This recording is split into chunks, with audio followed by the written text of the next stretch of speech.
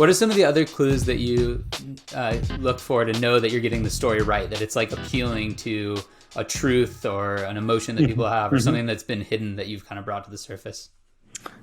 For me, the easiest way is always testing. So I'm testing those things just on a general population and trying to tell a story, trying to play with the story, trying to tell a story, and just watching.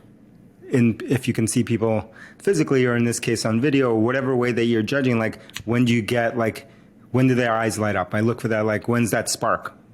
When do they sit up? When do they take attention? Like, there, you just hit something there. I make a mental note. I think it's almost kind of like what, in talking to comedians, when they're testing out material, they've often, when I've talked to some of them in person, they always said that they're taking notes mentally for when they're getting reactions like that. So it's the same thing. We're doing testing. I see a reaction. I make a note. Okay, that one worked. You also make a note when it's like you're losing everyone. They're falling asleep. They're disinterested. They don't reply. Like, it's all those testing those hooks and seeing which hooks work and which don't. And there's no better thing to do, and there's no substitution for actually testing. That's why comics, no matter how brilliant they are, they have to test their material. They have to go and they have to spend endless amount of hours just to reduce something down to a perfect 30 minutes or 60 minutes or whatever their special is.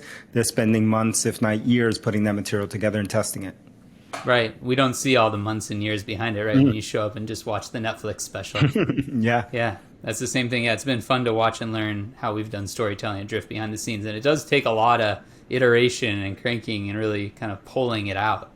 Yeah. There's so many comedians now, like whether it's Joe Rogan or others, that you can actually listen to their podcast and they'll talk to you. And you can search YouTube, you can find clips on this if you're interested, how much, when they start to talk about, Kevin Hart is another one who does it, talk about how much road work goes into putting together a special. Kevin Hart does these huge stadium, or did these huge stadium tours.